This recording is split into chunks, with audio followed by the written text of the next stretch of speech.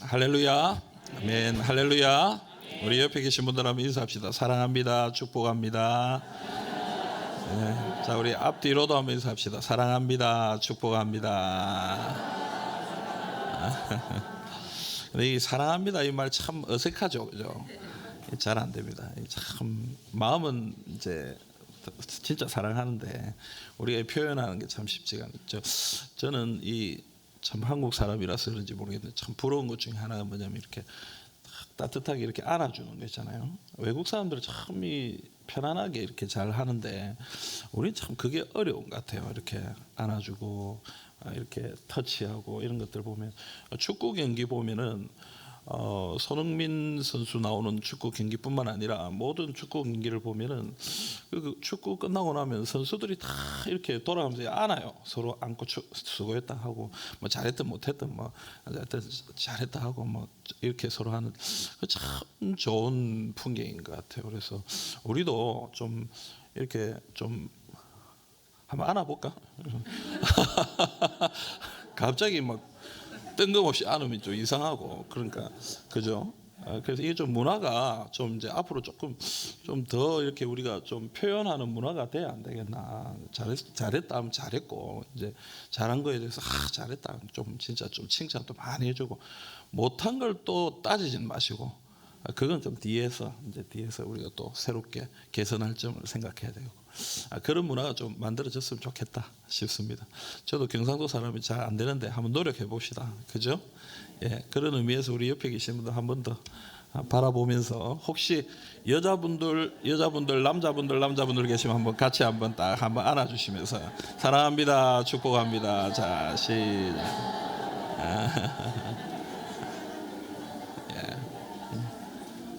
예, 좋습니다. 이렇게 좀 자주 우리 아이들도 좀 안아주고 뭐 함부로 아무나 앉지 마시고 자, 여러분 교회 생활 세미나 제가 뭐 할 얘기가 너무 많아가지고 너무 이제 많이 하니까 제가 걱정되는 건 뭐냐면 너무 많이 가르치면 아무것도 기억 못한다 이런 거 아니겠나 이런 생각이 드는데 어쨌든 한 가지라도 좀 기억을 하시면 참 좋겠다 싶어요. 그래서 첫 주에 제가 이제 교인에 대해서 교인은 그리스도인이라 불리는 사람들이다 이랬습니다. 그래서 우리는 예수 믿고 그 믿음을 가지고 하나님의 자녀로 이제 그리스도인이라 불리는 것이고 그래서 교인으로서 우리가 가지는 권리도 있고 의무도 있다. 이제 교인으로서 합당한 삶을 살아야 된다. 이제 그 얘기를 했습니다. 두 번째는 우리가 가장 중요한 건 예배드리는 사람이라고 그랬죠. 교회는 예배드리는. 그래서 예배는 공적인 예배. 그래서 오늘 제가 처음 들어왔는데 너무 훌빈해가지고 오후 예배 내가 광고도 하고 그랬는데 다 가뿐내네 속으로 이렇게 생각했는데 이거 다 앉아 계시네요. 그래서 섞어 보면 뭐 비슷하지 싶은데 어쨌든 여러분 공적 예배를 안 빠지도록 노력하는 것이 필요합니다. 그 다음에 공적 예배만 있는 게 아니라 우리 개인적인 삶의 예배가 필요합니다. 우리는 공적 예배를 굉장히 강조하다 보니까 개인적 예배를 굉장히 무시하는 경향이 있습니다. 우리 한국 교회 성도들은 스스로 성경 읽을 줄을 몰라요. 스스로 말씀을 묵상할 줄을 모르는. 그래서 설교는 잘 듣고 집회는 많이 참여하는데 기도회나 어떤 이렇게 기도원이나 이런 데는 많이 가는데 개인적으로 혼자 기도해야 될 때 기도하고 말씀을 붙들고 하는 이런 부분들이 좀 약하다. 오늘 너가 상 받으러 와가지고 그지? 오늘 고생 좀 하겠다. 그럼 뭐 어쩌겠노 그죠? 뭐 사는 게 그렇다. 감당해야 할 고난이 있습니다. 그래 이제 우리가 개인적인 삶의 예배, 성경 읽으면서 내가 거기서 내 은혜를 하나님 주신 은혜를 얻고 여러분 그것만 되면 아무 때나 놔둬도 돼요. 아무 때나 가도 자기 신앙생활 할 줄 알아요. 근데 우리가 대체로 보면은 우리 아이들도 그렇고 우리 성도들도 그렇고 교회를 떠나버리면 신앙생활 못해요. 타 지역으로 간다든지 이러면은 신앙생활 못한다. 왜 못해요? 교회가 아니고는 우리가 신앙생활을 할 줄 몰라요. 물론 그래 교회가 굉장히 중요합니다. 그래서 교회를 연결해서 가는 것이 굉장히 중요한데요. 개인적인 신앙을 자기 스스로 지키는 방법을 알아야 돼. 개인적 예배, 말씀 읽고 개인적으로 기도할 줄 알고 묵상을 통해서 내가 하나님 주시는 은혜를 얻고 요게 기본적으로 되면은 어디 떨어뜨려 놔도 그 사람은 살아갈 수 있어요. 그래서 이번에 우리 하요 제자학교에 성경 묵상반이라고 하나 더 생겼잖아요, 그죠? 그래서 개인적으로 묵상할 수 있는 능력을 갖추시기를 원하시는 분들은 꼭 오셔서 훈련을 좀 받으시면 좋겠어요. 개인적으로 성경을 읽으면서 묵상이 뭔가, 관찰, 해석, 적용, 하나님의 말씀을 관찰, 읽으면서 이게 무슨 내용인가 관찰. 한국말로 보니까 몰라 그러면 좀 쉬운 번역 같은 걸로 보면서 또 영어가 되는 분도 영어로 또 보시면서 조금 더 고차원적인 분들은 헬라어 히브리어를 보시는 분들 있어요. 성도들 중에서. 저는 이 신학 대학원 졸업한 지 좀 오래돼가지고 헬라어 히브리어 잘 모르겠어요. 문법을 깜빡깜빡해요. 근데 진짜 정말 열심히 하시는 분들은 평신도인데도 헬라어 히브리어 공부하시는 거죠. 그래서 교회 안에 헬라어 히브리어 과정이 있는 교회도 있어요. 열심히 하는 교회. 원어로 이렇게 말씀을 묵상하고 싶어서.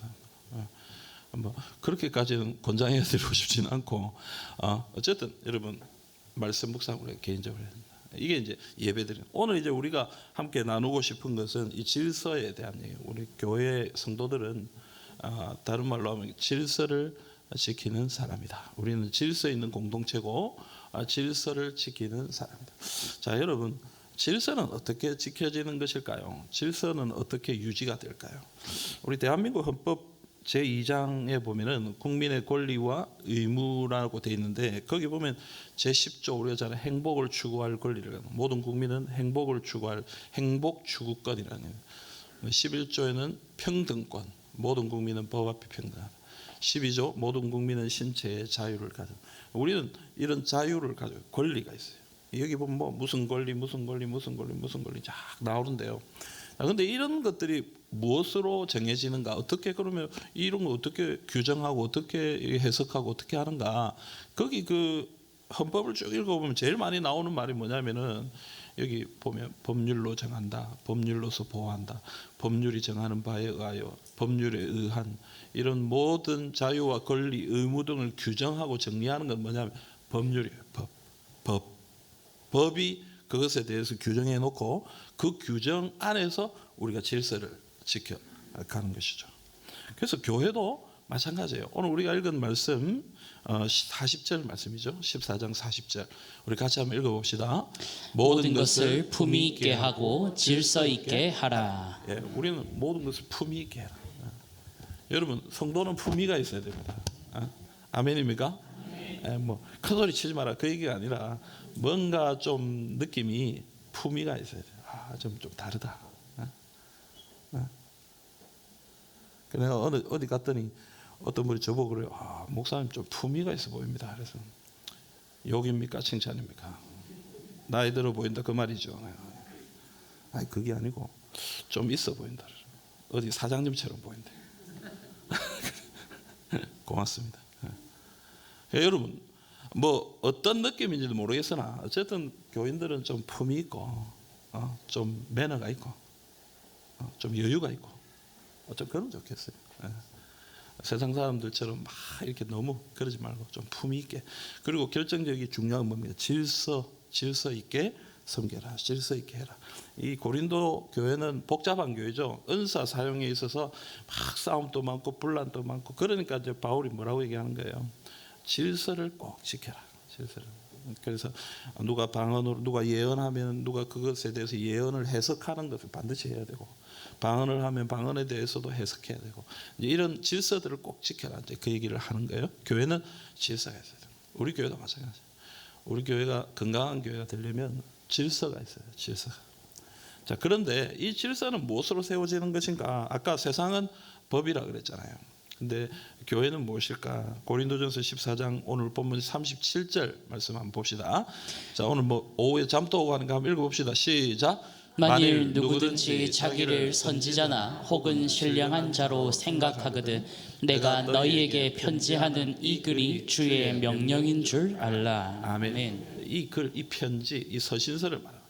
하나님의 말씀이죠. 하나님의 말씀을 보고 질서를 찾아라. 이게 하나님의 명령인 줄 알고 중요하게 여기라. 그래서 우리는요, 무엇으로 질서를 세워야 되는? 하나님의 말씀이에요. 하나님의 말씀. 하나님의 말씀이 기준이고, 하나님의 말씀이 우리의 삶에 아주 중요한 뭐라고 해야 될까요? 아주 중요한 지침이 돼야 돼요. 그 말씀이 우리의 삶을 질서 있게 세우는 것입니다. 그래서 여러분, 우리는 말씀을 잘 알아야 되고, 그 말씀을 지켜야 되고, 말씀대로 교회가 유지가 돼야 되는 것입니다. 그래서 항상 근거를 댈 때 말씀을 얘기해요. 우리가 한 해를 시작할 때 뭐로 시작합니까? 하나님의 말씀으로 시작해요. 시편 37편 4절 이 말씀 시작. 그래서 항상 모든 것은 말씀으로 우리의 삶을 진행해 가야 된다. 자, 그런데 교회가 말씀만 있느냐? 그렇지 않습니다. 말씀에 근거한 뭐가 있습니까? 전통이죠. 전통. 교회가 이때까지 가져온 여러 가지 전통적인 방식, 이것도 무시 못하는 것이죠. 저희들이 이제 저도 우리 교회 와서 우리 장로님들하고 의논할 때 우리 예전에는 어떻게 했습니까? 얘기를 많이 합니다. 무슨 일을 할 때 우리 교회가 예전에는 어떻게 이 일을 처리했습니까? 예전에는 어떻게 이런 일을 진행했습니까? 그 해온 방식이 있어요. 방식. 성경에 근거한 거죠. 인간적인 방식이 아니라 성경적인 내용을 가지고 그 일을 치러왔던 교회의 여러 가지 전통이 있습니다. 그걸 여러분 무시하면 안 됩니다. 그걸 지켜야 돼요. 소중하게 얘기해야 됩니다. 그리고 또 한 가지는 뭡니까? 교회도 법이 있습니다. 교회의 헌법이 있고 교회의 규칙들이 있다라는 것이죠. 그런데 여기서 우리가 기억할 것은 뭐냐면 하나님의 말씀만큼 전통과 법이 절대적이지는 않다라는 것을 기억해야 돼요. 하나님의 말씀은 하나님의 말씀입니다. 그러나 전통과 이 법은 언제든지 말씀의 근거에서 수정될 수 있다라는 것을 기억해야 합니다. 그래서 우리 헌법 전문에도 이렇게 적혀 있습니다. 고신헌법 전문 4번 우리 고신교회의 사명. 자, 7번에 보면 이렇게 되어 있습니다. 같이 읽어봅시다. 우리는 우리가 지향하는 개혁교회의 전통이라도 성경 말씀에 위배되는 것이 발견된다면 항상 정당하고 공개적인 토론과 연구를 통해 바로잡는 지속적인 개혁에 충실할 것이다. 아멘. 자, 여기 위대되는 것이 아니고 위배되는 것입니다. 제가 잘못 쳤습니다. 원본을 내가 잘못 쳤어요. 헌법을 제가 오타를 쳐가지고 위배되는 것이 발견된다면 항상 정당하고 공개적인 토론과 연구를 통해서 바로잡는 지속적인 개혁에 충실해야 된다. 그래서 우리가 세우는 전통도 있고 법도 있지만 이런 것들이 진행해 가는 중에 이거 말씀하고 좀 안 맞는 것 같다라는 어떤 그런 의견들이 나오면 정당한 토론과 연구를 통해서 이건 언제든지 바꿀 수 있다. 바꿀 수 있다. 그래서 지금 우리 고신 헌법 같은 경우에도 여러 차례 바뀌었고요. 지금 또 헌법개정위원회가 거의 지금 개정을 다 마쳐가고 있습니다. 그래서 아마 올해 아마 또 개정본이 또 나올 거예요. 그러니까 헌법이라는 건 자꾸 바뀌는 거예요. 그리고 우리 교회가 가지고 있는 전통이라는 것도 옛날과 많이 바뀌었죠. 그죠? 많이 바뀌었어요. 그래서 성경의 근거에서 우리가 언제든지 바꾸고 개혁할 수 있다. 그래서 개혁교회는 기억해야 됩니다, 여러분. 개혁교회는 항상 개혁되는 교회다. 아멘입니까? 우리는 그렇게 생각해야 돼요. 우리는 안 바뀌려고 하는 경향이 있습니다. 안 바뀌려고 하는 사람은 원래 편한 그 스타일을 고수하고 유지하려고 하는 그런 성향이 있죠. 좋은 일이에요. 그런 것들이 아주 중요합니다. 그런데 때로는 잘못된 것을 우리가 고집부리고 붙들고 있을 때가 있습니다. 그런 것은 용감하게 담대하게 바꿀 수 있어요. 개혁해야 돼요.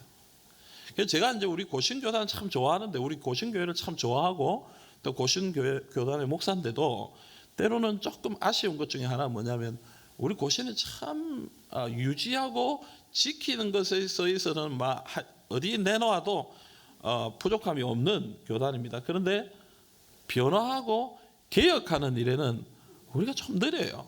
많이 느려요. 그래서 다 변하고 나면 우리가 마지막에 변해요. 우리가 마지막에 변해. 그래서 진짜 변할 것 같으면 저는 빨리 변하는 게 안 낫나. 그래서 우리가 잘 살펴보고 변화할 수 있는 그런 항상 모습을 가지고 있어야 된다. 오늘 여기 계신 어르신들 얼굴 표정을 보니까 뭔 소리 하노 이런 얼굴 표정인데 여러분 변화해야 됩니다. 교회는 변화해야 됩니다. 교회가 변하지 않으면 결국 생명력이 사라집니다. 그래서 우리 교회도 70년이 넘는 역사를 가지고 있습니다만 그래도 그때마다 변화하면서 여기까지 왔기 때문에 교회가 지금까지 온 것이에요. 앞으로도 더 변화하고 새로워진 모습들로 주님 앞에 나아가는 것이 필요하다. 그래서 여러분 오늘 말씀했던 것처럼 이 질서는 하나님의 말씀이 가장 중요하고 그리고 우리 전통 그리고 법 이것들을 우리가 잘 준수해서 나아가야 된다. 그 다음에 이 중요한 문장을 하나 한번 보면 좋겠습니다. 권위주의는 버려야 하지만 권위를 잃어버려서는 안 된다. 자, 같이 한번 읽어볼까요? 권위주의는 버려야 하지만 권위를 잃어버려서는 안 된다. 예. 교회가 때로는 권위적인 공동체로 보일 때가 있습니다. 그래서 젊은이들이 교회를 싫어한다 그래요. 권위적으로 때로는 너무 명령, 너무 비판, 판단 이런 것들 때문에 젊은 사람들이 교회에 오기 싫어하고 또 그런 모습들이 우리 가운데 있다. 그래서 여러분 우리는 권위주의는 배제해야 됩니다. 교회는 권위주의가 아닙니다. 목사가 대장이고 장로님들이 대장이고 그게 아니에요. 저는 여러분 여기에서 설교를 하고 여러분 가르치라고 이 목회를 하라고 위임을 받아서 온 목사이지 여러분들의 대장으로 온 건 아닙니다. 물론 어떤 하는 역할에 있어서는 리더로 여러분들이 이끕니다만은 나는 제일 높은 곳에 제일 상위에 있고 여러분들은 저 아래에 있고 평신도는 저 바닥에 있고 장로님들은 뭐 중직자들은 성도들하고 같이 있을 수 없고 그런 조직이 교회는 아닙니다. 그 개혁 종교 개혁이 왜 일어났냐면 그런 것 때문에 일어난 거예요. 사제주의 때문에 사제주의. 신부의 말은 함부로 할 수가 없고 그런 것 때문에 사실은 종교 개혁이 일어난 거예요. 그런데 우리가 다시 그러고 있는 것 그건 잘못된 거예요. 그래서 칼빈 같은 경우는 이 가운도 안 입었어요. 이거 뭐라 그러는 성의라고 하는 가운도 안 입었다. 왜냐하면 그런 걸 다 배제한 거예요. 다 배제한 거예요. 우리는 다 하나님의 사람들이다. 주 안에서 우리가 다 평등한 그걸 하기 위해서 종교개혁자들 그렇게 했다는 것입니다. 그래서 여러분 권위주의는 안 됩니다. 요즘에 여러분 요즘 세상에 그런 생각을 가지고 나가면 아무도 인정을 못 받습니다. 난 목사인데 당신들 나를 잘 챙겨야 돼. 여러분 옛날엔 그게 가능했을 수도 있습니다. 옛날에는 목사님 하면 벌벌벌 떨고 목사님은 화장실도 안 가는 줄 알고 옛날에 그랬어요 사실은. 근데 요즘은 사실 그런 게 없어요. 어떤 타이틀 때문에 호칭 때문에 사람을 달리 보는 그런 세상이 아니에요 요즘. 이 리더십의 스타일이 모습이 좀 바뀌어야 되는 건 분명합니다 사실은. 앞에 서 있는 지도자들 저부터 우리 모두가 깨달아야 되는 거예요. 깨달아야 돼요.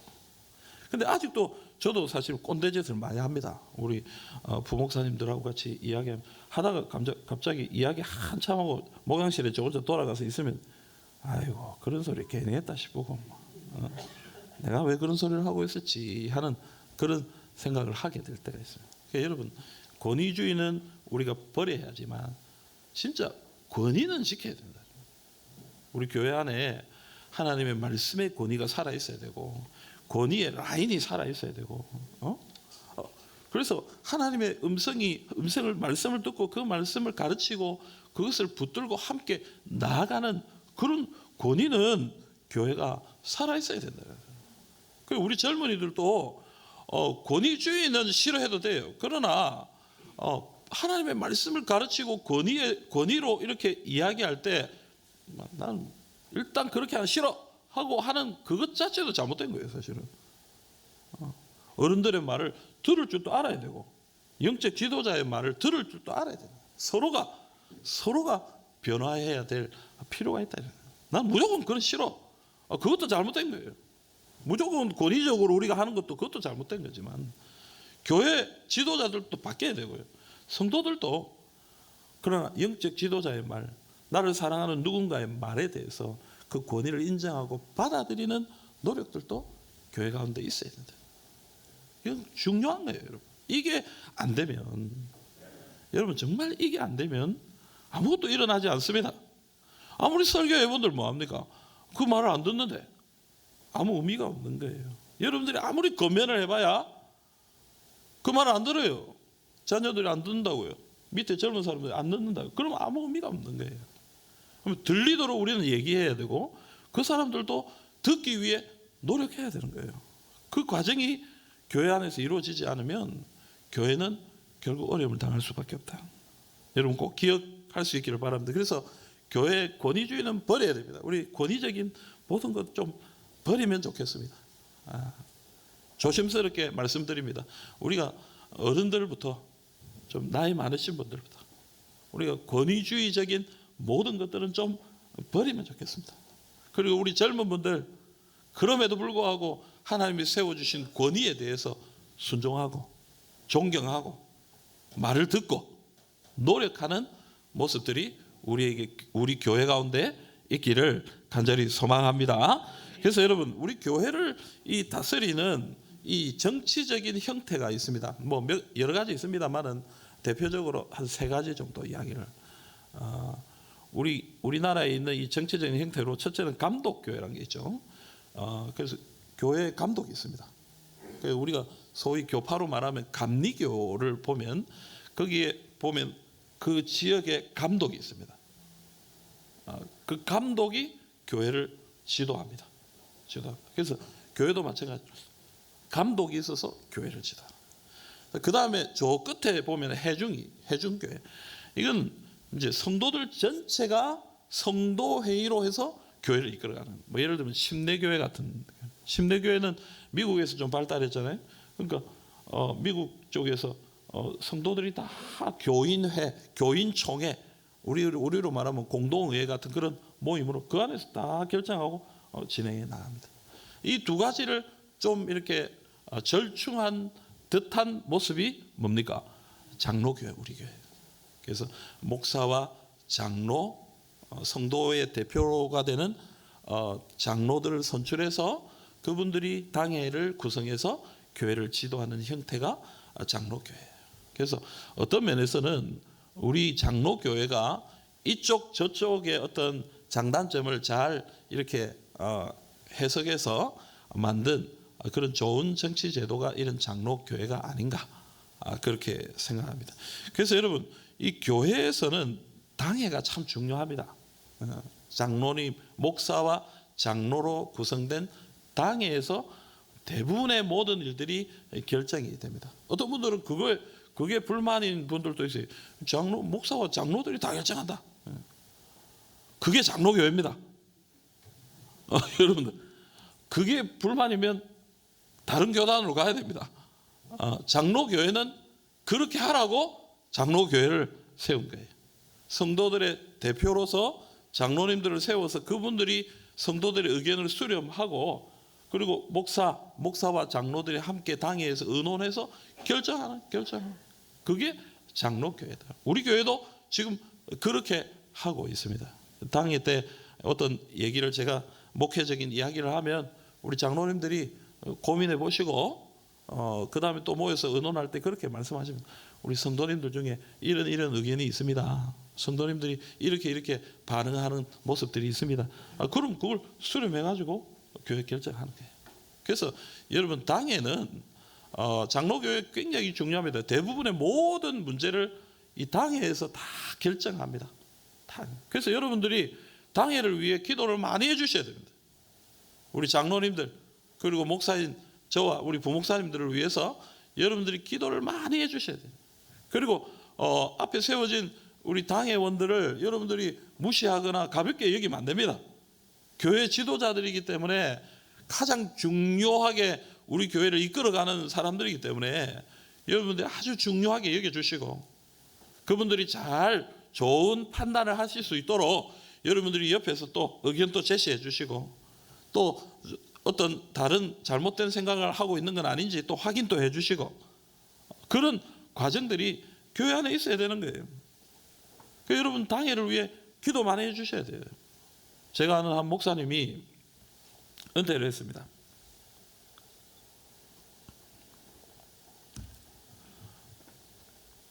목사님 은퇴하시니까 어떻습니까? 이랬더니 좋다 이래요. 편하고 참 그래도 그 평생 목회하시면서 이 가지고 있던 부담 이런 것들을 다 내려놓고 이제 조금 마음이 좀 부담이 좀 덜하다 이래. 뭐가 제일 좋습니까? 뭐가 제일 마음을 편하게 합니까? 좋습니까? 당회를 안 해서 좋다. 당회를 안 해서 얼마나 여러분 당회가 얼마나 그 중요한 자리겠습니까? 그러니까 거기에서 정말 장로님들과 토론하고 때로는 논쟁하고 어떤 때는 뭐 싸움이 나기도 하고 이런 어떤 과정들이 당에서 일어나는 거예요. 왜냐하면 거기에서 결정되는 그 결정이 교회를 좌지우지하기 때문에 중요해요. 그러니까 그 당에 대한 부담 스트레스가 엄청난 거예요. 돌아가신 우리 모교의 그 원로 목사님 돌아가셨어요. 일찍 돌아가셨는데 그분이 항상 나는 뭐 사실 솔직히 말해서 천국 가면 한번 말씀드릴 생각인데 사실은 재미는 없었어요. 그 농담을 늘 하셨거든요. 뭐라고 해야 되나? 세상에서 제일 맛없는 해가 뭐냐? 세상에서 제일 맛없는 해가 뭔지 아냐? 제가 신학과 들어가고 나니까 이 목사님이 자기 후배니까 제가 이제 한 번씩 명절에 이제 꼭 인사를 하러 갔는데 목사님 평안하셨습니까? 그러면 뭐 이래저래 차 마시면서 이런저런 이야기하다가 목사님 꼭 얘기하는 뭐냐면 세상에서 제일 맛없는 해가 뭔지 아냐? 예? 그때는 뭐 제가 너무 어릴 때고 회도 잘 못 먹을 때고 이러니까 뭐 잘 모르겠습니다. 당해야 돼, 당해. 얼마나 부담이 많이 됐겠어요. 예? 목사님들이 부담. 여러분, 우리 당회를 위해 기도 많이 해주세요. 당회, 우리 교회 안에 정말 바른 판단이 이루어지도록. 정말 우리 교회에 아까 우리 기도 가운데도 정말 해안이 미래를 향해 해안이 그런 결정이 이루어질 수 있도록.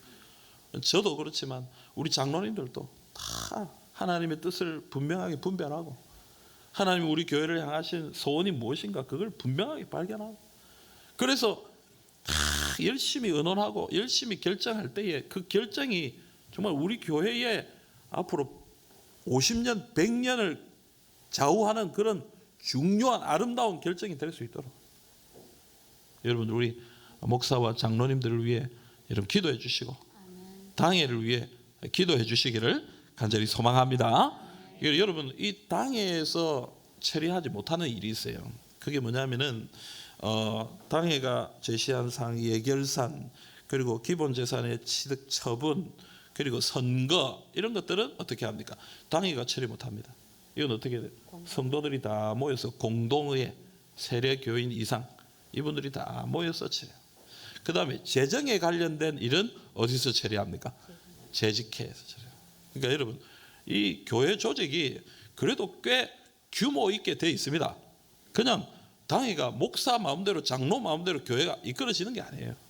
우리가 뭘 하고 싶어도 재정에 관련해서는 재직들이 거기에 허락을 해줘야 거기에 동의를 해줘야 그 일이 되는 거예요.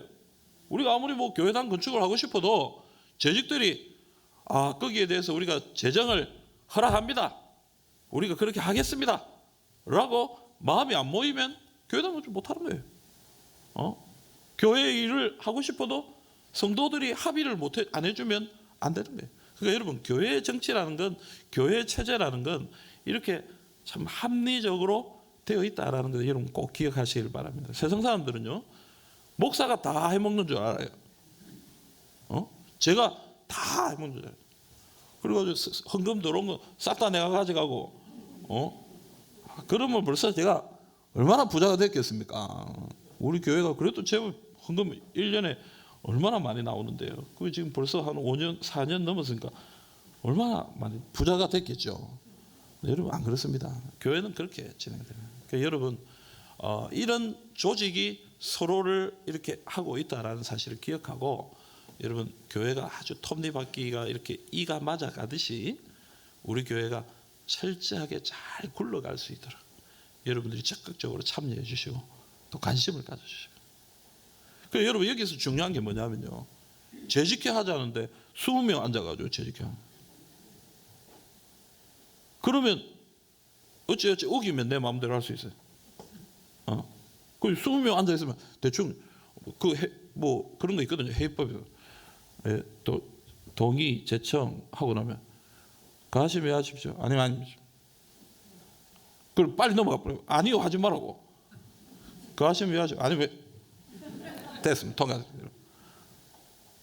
그럼 뭐 몇 명 안 돼 있으면 뭐 억지로 막 이렇게 밀어붙여서 할 수도 있는 거라. 나쁜 맘 먹으면 제가 그렇게 하지는 않겠습니다만은. 그 여러분 공동회의 하는데 10명 앉아가지고 하는 거예요. 저도 전에 있던 교회 1000명이 넘는 교회였는데 공동회의 하는데 50명 60명 앉아가지고 그거 다 결정하는 거예요. 그 여러분 그래놓고 나중에 결정 잘못되면 또 뒤에서 얼마나 뭘 하는지 몰라요. 또 오지도 안 해놓고. 그 여러분 우리가 책임을 져야 돼요. 책임을 져야 돼요. 이 일에 대해서 교회의 결정은 하나님 앞에서 우리가 다 같이 우리가 함께 해야 된다는 걸 기억하고, 재직들은 재직해 와야 돼요. 재직의 의무를 안 하는 거예요. 재직. 공동의회 세례교회는 와야 되는 거예요. 와서 어떻게 돌아가는가 교회를 보고 거기에 대해서 질문이 있으면 질문하고. 옛날엔 그런 교회도 있었다더라고요. 질문하면 저 유명한 교회 있어요. 저 위쪽에 질문하면 나중에 마치고 목사님이 전화해가지고 아까 질문한 사람한테 전화해가 우리 교회 오지 말아라.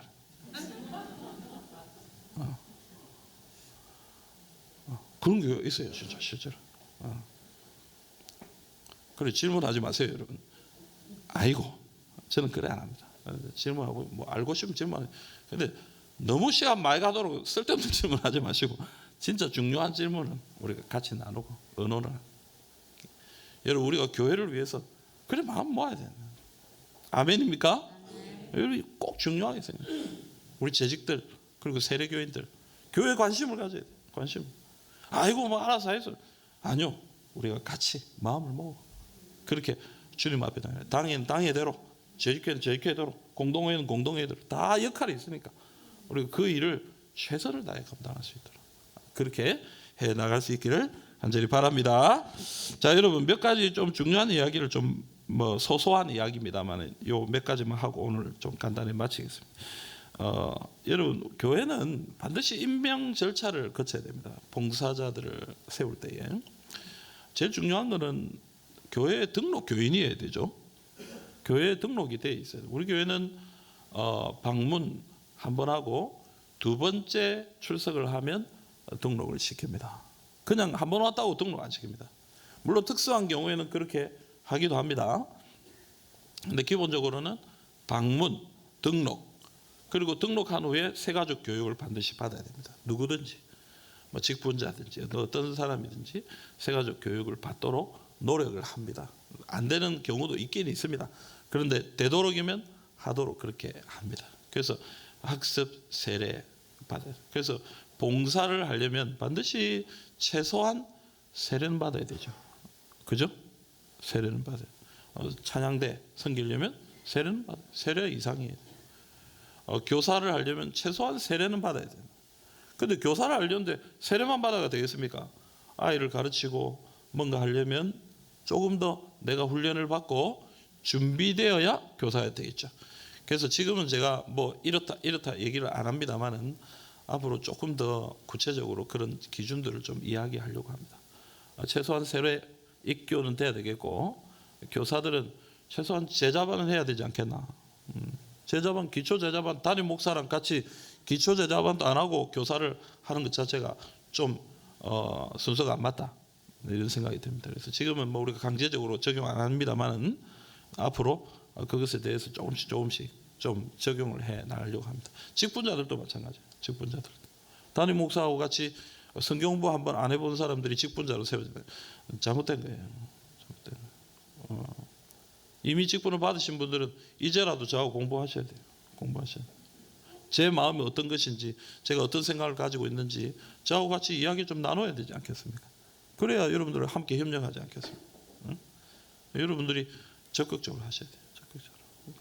그래서 그렇게 하는데, 이런 과정을 통해서 누군가를 세웠다면 그 세운 사람, 뭐 교사든 교사, 찬양대면 찬양대, 대원, 이거는 반드시 당회를 통해 임명 결정을 하고 임명을 해야 됩니다. 그냥 무조건 네 온나 이렇게 섬기고 그게 아닙니다. 반드시 임명을 해서 해야 됩니다. 근데 교회 보면 대체로 이 과정을 놓쳐버려요. 그냥 데려가 버려요. 어느 날 보면 하고 있길래 언제부터 했노 이러면 하고 있어요. 그러니까 여러분 절차를 꼭 좀 지키면 좋겠다 싶어요. 그래서 장로님들에게 먼저, 담당하는 장로님들에게 먼저 이 사람을 새가족 부원으로 좀 세우고 싶습니다. 새가족 교사로 세우고 싶습니다. 괜찮겠습니까? 네, 당에 올려서 결정하겠습니다. 결정해서 임명하고 섬길 수 있도록. 이 과정, 찬양대원도 마찬가지고 교사도 마찬가지고 어떤 조직이든지 어떤 부원이든지 항상 이 과정을 거칠 수 있도록. 그래서 여러분 꼭 기억하셔서 해 주시기를 바랍니다. 그리고 우리 위원회들이 있는데요. 위원회 우리는 이제 국장이 있고 예배국, 뭐 사역국, 우리 장로님들 국장, 그리고 그 밑에 이제 부서들이 있습니다. 그래서 부장들이 그 일들을 감당하시는데 여러분 부모임을 좀 가져주시면 참 좋겠다 싶어요. 한 달에 한 번 혹은 두 달에 한 번 여러분들이 필요한 대로, 아주 바쁜 부도 있을 거고, 그죠? 뭐 그렇게 일이 많지 않은 부도 있을 거예요. 자기 부의 어떤 상황을 보시고 적절하게 정기 모임을 만드셔서 우리 부서를 어떻게 이끌어갈 건가, 그것에 대해서 부장님들이 좀 주도적으로 이끌어 가셨으면 좋겠어요. 물론 저도 이제 같이 모임을 하면 같이 참여를 하는 기회도 있을 겁니다, 앞으로. 그래서 같이 모여서 어떻게 앞으로 좀 이끌어 갔으면 좋겠다, 이렇게 같이 의논하는 시간이 있겠습니다만은, 여러분들이 모임 만드시면 좋겠어요. 새가족분 새가족부대로, 안내부는 안내부대로. 그냥 계속 일만 하지 마시고 한 달에 한 번씩, 뭐 조가되면 조가돼도 뭐 한 달에 혹은 두 달에 한 번씩 모임, 자체 모임 만들어요.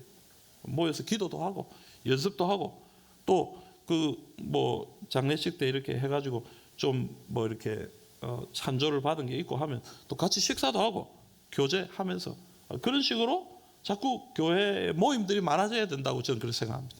그리고 모임에 모일수록 거기서 아이디어가 나옵니다. 우리 이렇게 좀 해보자, 저렇게 좀 해보자. 그래서 위에서 명령하고 지시하는 그런 공동체가 아니라 위에서 좀 아이디어가, 밑에서 좀 아이디어가 올라왔으면 좋겠어요. 안내부가 고민하다가 우리 자리를 좀 이렇게 하면 어떻겠습니까? 목사님 자리를 이렇게 좀 정돈하는 건 어떻겠습니까? 그건 우리 장로님들하고 한번 의논해 볼게요. 결정하면 그대로 하는. 차량부에서 우리 차량 사용할 때 요렇게 좀 신청하는 신청 과정을 좀 만들면 어떻겠습니까? 그것도 장로님들 의논해 보겠습니다. 또 결정해서 진행. 이러면 교회는 자꾸 이런 움직임들이 좀 나와야 돼요. 전도에서도 고민하다가, 교회에 대해서 고민하다가 건의할 사항이 있으면 장로님한테 건의하셔요. 목사인 저한테 하셔요. 그럼 그것에 대해서 같이 의논하고 이끌어요. 여러분 모임을 좀 가져주시면 좋겠다 싶어요. 오늘 이 자리에 계신 우리 부장님들 꼭 기억하시고, 제가 또 개별적으로 또 연락을 드리고 또 말씀을 또 드리겠습니다만, 앞으로 좀 개별적으로 모임을 만드시고 또 함께 해 나가면 참 좋겠다 싶어요. 그리고 교회는요, 스스로 하려고 하는 사람이 많이 없습니다. 맞죠? 내가 할게요 이런 사람은 잘 없어요. 어찌 해야 됩니까? 잡아와야 됩니다. 잡아와야 됩니다. 찬양대원이 없습니까? 찬양대원 잡아와야 됩니다. 교사가 없어요? 교사 잡아와야 됩니다. 부장들이 하는 일이 뭡니까? 대장들이 하는 게 뭡니까? 연말 연초 되면 눈이 벌게 됩니다. 아무것도 안 하고 있는 사람 없나? 막 돌아봐야 됩니다. 뭐 좀 괜찮은 사람 하나 있으면 다 달라들어가지고 막 물어봐야 됩니다. 그 여러분 열심히 있는 교회들 가보면요, 부장들이 얼마나 열심인지 몰라요. 한 사람이라도 자기 부서에 데려가려고. 물론 교육자들이 또 컨택해주고 뭐 이렇게 지시해주고 이런 것도 있겠으나, 여러분들이 자신의 일에 필요한 사람들이 있으면 땡겨와야 됩니다. 물론 마음대로 땡겨가면 안 되죠. 아까 얘기했죠. 임명 과정이 있어야 된다 그랬어요. 반드시 장로님들 어느 당에서 결정 임명 과정이 있어야 돼요. 그러나 그 과정에서 사람들과 컨택하고 이런 것들은 여러분 자유롭게 할 수 있습니다. 그 사람들. 그 여러분 좀 마음에 이렇게 하고는 싶으나 나서기는 좀 그런 사람들이 또 교회에 많이 계시잖아요. 여러분들이 좀 적극적으로 사람들 땡겨와서 같이 움직이는 교회가 될 수 있도록 우리가 또 노력해야 됩니다. 그게 각 부서의 노력이 필요하다 그런 것입니다. 자, 그다음 넘어가서 제가 이것만 얘기합니다. 결혼식하고 장례식에 대해서 얘기를 하고 있습니다. 결혼식은 여러분 꼭 좀 저와 상의를 좀 해주시면 참 좋겠다 싶습니다. 물론 날짜 잡기가 참 쉽지 않죠. 장소나 뭐 그런 부분에 있어서 결정하기가 참 쉽지가 않습니다만은, 그래도 어느 정도만큼은 교회의 형편과 상황을 같이 의논을 하면 참 좋겠다. 왜냐하면 겹칠 수도 있고, 또 우리 이제 뭐 주례를 하는 담임 목사의 일정도 필요한 거고, 그리고 성도들도 같이 가야 되니까, 축하해주러 같이 가야 되니까, 그런 면에서 교회도 좀 그런 부분에 대해서 좀 아는 것이 좀 필요하다 이런 생각이 듭니다. 그래서 결혼을 이제 올해 참 결혼이 참 많은데요. 우리 교회 이미 제가 듣기로만 해도 뭐 한 7건, 8건 이렇게 되는 걸로 제가 알고 있는데요. 또 더 있으리라 생각합니다. 그래서 여러분들 결혼이나 이런 아주 가정이 중요한 일을 앞두고 있을 때 꼭 좀 교회 지도자인 목사와 좀 의논을 좀 해주시면 좋겠어요. 물론 뭐 저의 허락을 받아라 이게 아니고 대략의 어떤 상황을 좀 아시고 가정에서도 결정을 하시면 교회가 좀 수월하게 그 일들을 좀 섬길 수 있지 않겠나 이런 생각이 듭니다. 그리고 저는 뭐 개인적으로 기도합니다만은 우리 교회가 어쨌든 교회에서 결혼식을 할 수 있는 아주 좋은 환경을 좀 빨리 가지고 있어야 된다, 저는 그런 생각합니다. 그래서 교회에서 결혼식을 하고 예배 의식으로 좀 멋지게 기독교 문화를 우리 좀 만들어요. 저는 주례를 하면서 너무 아쉬워요. 이게 내가 지금 뭐 하고 있는 건가 싶으세요. 요즘에는 저한테 그래 저는 뭐 그래도 칭찬은 받습니다. 왜냐하면 짧게 잘한다고. 짧게. 근데 짧게 잘할 수밖에 없어요. 왜냐하면 7분밖에 안 된다는데 거기 예식장이 30분 안에 마쳐야 된다는데 내가 한 20분 해보면 어찌 되겠습니까, 여러분? 끝장나는 거예요. 사진도 못 찍고 엉망진창 돼버리는 거예요. 그러니까 내가 어쩔 수 없이 뭐 제가 한 6분 만에 딱 맞춰주고 이러면 그 일 보는 사람들이 저를 얼마나 칭찬하는지 모릅니다. 목사님이 빨리 맞춰줘가지고 우리가 너무 참 했다 뭐 이런. 근데 저는 목사도 좀 아쉽습니다. 우리 이제 기독교 이 교회의 예식이 정말 멋지게 좀 이 기독교 문화라는 게 생겨야 되는데 좀 아쉬워요. 그래서 앞으로 우리가 이제 교회당을 또 이렇게 하게 되면은 그 부분 또 우리가 좀 같이 의논을 해서 앞으로 우리 젊은이들이 우리 교회에서 할 수 있고, 또 더 나아가서는 영도 지역에 또 있는 어떤 사람들이 우리 교회당을 좀 빌려서 또 할 수도 있는 그런 섬김의 일도 우리가 좀 할 수 있지 않을까 뭐 그런 생각합니다. 어쨌든 뭐 그건 다음에 있는 일이고요. 그래서 기억하시고 꼭 좀 그렇게 해주시면 좋겠고, 목사님 결혼합니다 이렇게 끝나는 거 아니고 목사의 주례를 받고 혹은 이 장소를 빌리고 싶고 이러면 신청서를 반드시 써야 됩니다. 그것도 당회의 허락이 있어야 됩니다. 신청서를 내어주면 그걸 가지고 당회에서 허락을 합니다. 그래서 여러분들 결정이 된 부분들이 있으면 사무실에 가셔서 신청서를 꼭 적으셔서 내주시면 그걸 가지고 하겠습니다. 그런데 목사의 주례를 받고 싶으면 최소한 2사람이 학습 이상은 돼야 됩니다. 학습 이상. 그래서 여러분들 혹시 내 자녀는 믿음을 가지고 있는데 내 자녀의 짝이 될 사람이 믿음을 가지고 있지 못한 경우들도 있잖아요. 그죠? 그런 경우에는 어쨌든 학습은 받을 수 있도록 잘 설득을 하고 기독교식으로 목사의 주례를 받아 예배식으로 예배를 드림으로 결혼을 할 수 있도록 우리 성도들이 그렇게 노력하는 것이 좀 필요하지 않겠나. 물론 그렇게 한다고 해서 사람이 확 변하고 뭐 그런 건 아닙니다만은 그래도 그 한 번의 기회를 통해서 또 믿음을 또 가질 수 있지 않겠나. 우리가 그 영혼을 위해서 기도할 수 있는 기회를 가질 수 있지 않겠나. 그렇게 기억하시고 이런 원칙이 있다는 것을 알고 해 주시기를 바랍니다. 옛날에는요 불신 결혼을 하면은 중직자들은 벌 받았어요. 그렇죠? 그리고 교회는 광고를 못 해요. 교회차 못 갑니다. 근데 요즘은 그렇진 않아요. 불신 결혼이 목사가 주례 안 하는 결혼. 목사가 주례 안 한다는 말이 뭐예요? 학습이 안 된다는 얘기잖아요. 똑같은 말이잖아요. 그러니까 불신 결혼. 그래서 이제 그런 경우에는 옛날엔 그랬는데 요즘은 그래도 우리가 사랑의 차원에서 주보 광고는 내줍니다. 광고는 합니다. 축하하고 이래 합니다. 근데 저는 가급적으로는 기독교식으로 다 결혼을 할 수 있도록 우리가 좀 준비를 하면 좋겠고요. 대신 주일날 진행되는 결혼은 광고 안 합니다. 그거는 주보에 실수 없어요. 기억하시고 해주시면 좋겠고 장례도 마찬가지예요. 여러분 장례는 여러분 우리가 장례를 계속 하고 있는데 교회에서 집례하는 것을 원칙으로 하면 참 좋겠습니다. 교회에서 그래서 여러분들 가족들과 의논을 하셔야 되겠지만 여러분들 좀 더 강력하게 이렇게 얘기를 너무 거기에 대해서 그냥 부드럽게 너무 편안하게 하지 마시고 여러분들이 발언권이 있으면 강하게 교회가 집례해서 장례를 해야 된다. 특별히 부모님이 믿음을 가졌을 경우에는 더 강하게 기독교식으로 할 수 있도록 그렇게 해야 되고요. 제일 조심해야 될 게 뭐냐면요. 저는 혼합주의라고 생각합니다. 우리가 정말 조심해야 될 것 중에 하나가 뭐냐면 교회가 자꾸 지금 놓치고 있는 것 중에 하나예요. 혼합주의. 이도 저도 아닌 거예요. 이도 저도.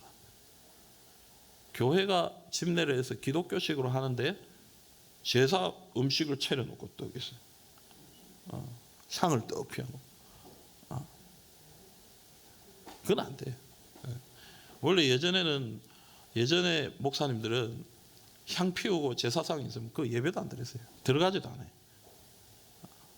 제가 부목사 때 얼마나 야단맞는지 몰라요. 뭣도 모르고 갔다가 그렇게 돼 있는 장례식 목사님 얼마나 야단쳐요. 미리 안 챙겼냐고, 성도를 가르치지 않았냐고, 얼마나 야단맞아요. 여러분, 그 우리의 예식이라는 건요, 우리 믿음의 고백이에요. 이것도 하고 저것도 하고 그럴 거면 뭐 그게 뭐예요? 우리 믿음도 아니고 뭐 제사 지내는 것도 아니고 이렇게 되면 안 돼요. 하려면 확실하게 해야 돼요. 기독교식으로 할 것 같으면 향이 이런 거 다 치워버려야 돼요. 그런 거 없애야 돼요. 하나님 앞에 확실하게 해야 돼요. 확실하게. 물론 싸움이 있을 수도 있고요. 분쟁이 있을 수도 있어요. 근데 좀 담대하게 가정이 좀 담대하게 원칙을 지킬 수 있도록 그렇게 해요. 물론 여러분 완전히 가정이 그것 때문에 박살이 날 정도다. 그럼 그것 때문에 고집을 부릴 필요는 없다고 봐요.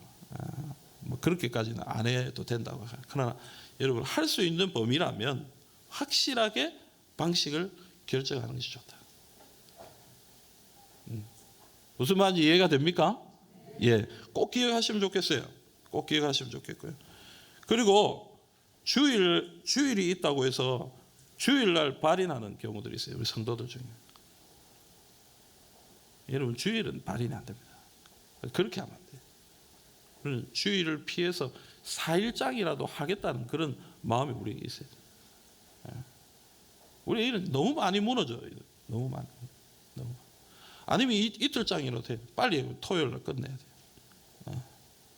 주일을 우리가 그렇게 해서는 안 돼요. 꼭 기억하시기를 바랍니다. 여러분 뭐 제가 조금 자잘한 이야기들을 좀 했습니다. 그런데 이런 이야기를 할 기회가 없어요. 잘 없어서 여러분들한테 얘기를 좀 드립니다. 혹시 좀 더 구체적으로 듣기를 원하시는 분들이 계시면은 교육자들한테 물어보십시오. 여러분들이 장례나 결혼이나 이런 것들을 준비해야 될 때에 교육자들이 물어보시면 제일 확실하게 가르쳐 주시고 또 인도해 주실 수 있겠다 싶습니다. 자, 여러분, 결론적으로 우리는 질서를 지켜요. 질서. 성경 말씀과 이 전통과 이 법의 원칙을 따라 교회는 질서를 지키는 공동체가 되어야 된다. 여러분, 이것을 꼭 기억하시고, 아이고 목사님, 좀 해주이소. 사랑으로 좀 해주이소. 네. 너무 또 연약한 분들이나 이런 분들은 또 해줄 수도 있습니다. 하지만 여러분, 그 사랑이 아닙니다. 정의와 공의가 사라진 사랑은 잘못된 거예요. 교회 안에 우리가 지킬 것은 지키고, 여러분들이 알고 있으면 지켜야 돼요. 그냥 넘어가려 하지 말고 은혜를 그냥 은혜로 합시다 이러는데, 여러분, 은혜를 너무 그렇게 가볍게 여기지 마십시오. 은혜가 그런 게 아닙니다. 은혜를 우리에게 주기 위해서 예수님 십자가에 죽었습니다. 은혜는 그런 거예요. 우리에게 은혜를 주시기 위해 예수님이 하늘에 계신 그분이 내려와 죽었다고요. 은혜는 그렇게 무거운 거예요. 우리가 그냥 은혜로 합시다 뭐 이렇게 얘기할 그런 게 아닙니다. 여러분, 우리가 지킬 수 있는 것이라면, 또 때로는 사랑으로 우리가 눈 감아주고 봐주고 혹은 용납하고 넘어갈 부분도 있겠으나, 교회는 질서의 공동체라는 사실을 여러분 꼭 기억하시고 질서를 지켜나가는 그런 우리 제3영도교회가 될 수 있기를 간절히 소망합니다. 아멘.